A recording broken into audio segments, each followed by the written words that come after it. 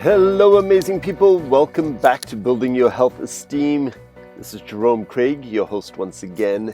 And today we are picking up on part 2 in a little series about sleep. Now, last time we focused on how awesome sleep is and all the great things it does for you. And the tricky thing is keeping that positive, because then we start looking at all the lack of sleep in our lives and what sort of detriment that may have. And today we're going to focus on what we can do to really have better sleep. Now, I'm going to just clarify something here. I am not a sleep specialist. I am somebody who works with patients who fatigue, drowsiness is probably the number one complaint. This is where people really suffer in the world. They don't feel like they have enough energy to carry on their days optimally. They are struggling to perform at their highest level. So my job isn't to correct sleeping disorders through this podcast. Please seek professional help.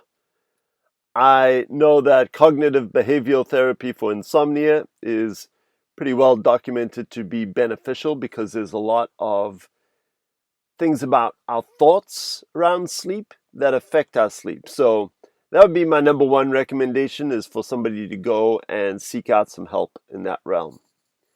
Now, if you're somebody who just wants to optimize sleep or get back into a better sleep rhythm, you will find tons of little top 10 lists of things you can do, these tips, those tips. And I can tell you, I've looked at a ton of these.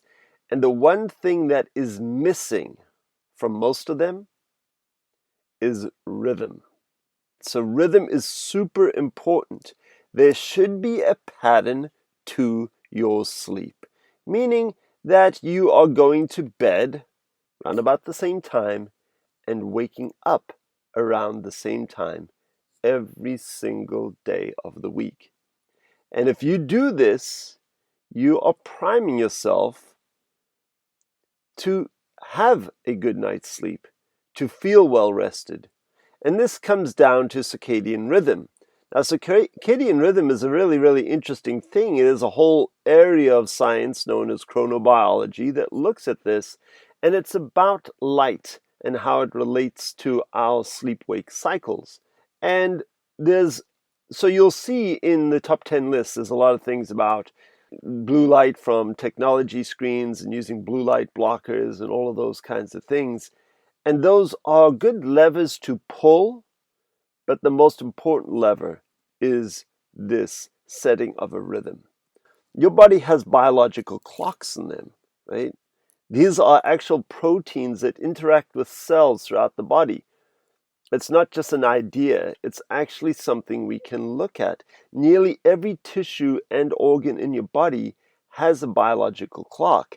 And this is controlled by your master clock. And your master clock lies deep in your brain, in the suprachiasmatic nucleus, which is deep in the hypothalamus. And the hypothalamus is that area of the brain that is keeping track of hormones through the blood, as well as neurotransmitters in the brain, and it's coordinating things throughout the body. So the master clock is like this group of about 20,000 nerve cells, and it is involved in increasing this buildup of proteins at night, which then go out throughout the day, and they trigger different tissues throughout the body to function optimally. So you can read all about this. It's really interesting. Just Google chronobiology and you'll find there's so much research looking at this right now. So this is about controlling your melatonin production, which is your go to sleep and stay asleep hormone. It is about getting cortisol to rise in the morning to get you going. It's part of your wake cycle. And these are very, very important. So if you can pull one lever to be a better sleeper, to feel more well rested, and to function better in your day, this would be it. Rhythm. I spoke about how I set up my rhythm in an episode in season 1. I think it was called Good Mornings. The other lever that is important and is spoken about a lot is temperature. Now, we don't all live in air-conditioned homes where we can set the temperature just so there is something else that we can affect, and that is our core body temperature. One of the things I've noted is that the core body temperature kind of drops, set by this circadian rhythm, when it's time to fall asleep. And you can actually start playing with that yourself by taking a shower. So you can do a warm shower, not too hot. Too hot actually stimulates your heart rate. If you did it about an hour and a half before bed, that might work because that hot external temperature shunts a lot of blood away from the core, and then you will eventually have that body temperature drop. But if you can take a warm shower that's almost bordering on cool before bed, that tends to drop that core temperature and allow for relaxation and falling asleep. Now, I've been a nighttime showerer forever because I used to work in the food service industry, and that's just gross. You have to go to bed clean because there's a lot of food cooking and sweating and all that kind of stuff that happens on the body, and you need to get rid of that to fall asleep. Well, I did. I couldn't fall asleep in a sticky mess like that. So I've been trained to take a shower before bed forever. I very rarely take a morning shower. My morning routine involves splashing cold water on my face and my head. That gets me going. So those are the two levers that I would highly, highly recommend, is messing with your temperature control. If you can set a room to about 68 degrees, you're not too cold when you get into bed, so you're not shivering, because that will raise your heart rate, and your periphery is cold, your toes are cold. They'll make it difficult for you to fall asleep. But if it's in that 68 degree range, that is ideal for sleep, maybe a little cooler for some. That will help. That rhythm is super, super important. So start to look at your rhythm of your life and the patterns of your life and how you set yourself up for a good night's sleep.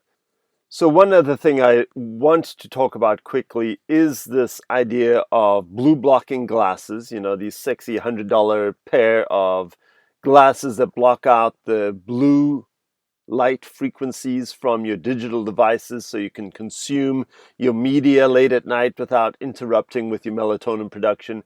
I think those are super sexy. They're fun to play with. It's a lever that costs money, so that's why you see it advertised all the time. They want you to buy that kind of thing. And I think it's important to note that it's probably more about the content that you are consuming on your digital device than the actual device itself. Now, there are tons of apps that you can put on a screen that will dim your screen.